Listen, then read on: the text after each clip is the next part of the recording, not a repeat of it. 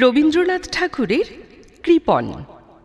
আমি ভিক্ষা করে ফিরতেছিলেম গ্রামের পথে পথে, তুমি তখন চলেছিলে তোমার স্বর্ণরথে।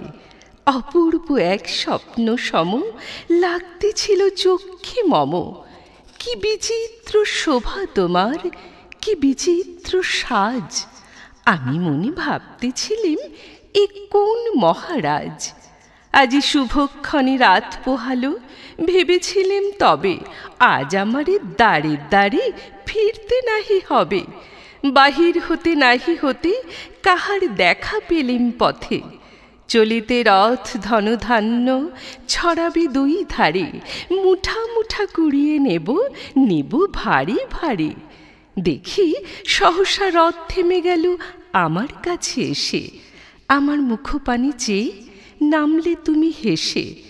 দেখে মুখের প্রসন্নতা জুড়িয়ে গেল সকল ব্যথা। হেনকালে কিসের লাগে তুমি অকস্মাৎ আমায় কিছু দাও গো বলে বাড়িয়ে দিলে হাত। মরি, এ কি কথা রাজাধিরাজ, আমায় দাও গো কিছু!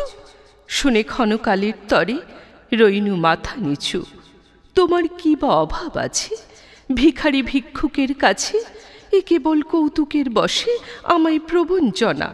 ঝুলি হতে দিলেম তুলে একটি ছোট কণা। যবে পাত্রখানি ঘরে এনে উজাড় করি, এ কি ভিক্ষা মাঝে একটি ছোট সোনার কণা দেখি! দিলেম যা রাজ ভিখারিরে, স্বর্ণ হয়ে এলো ফিরে। তখন কাঁদি চোখের জলে দুটি নয়ন ভরে।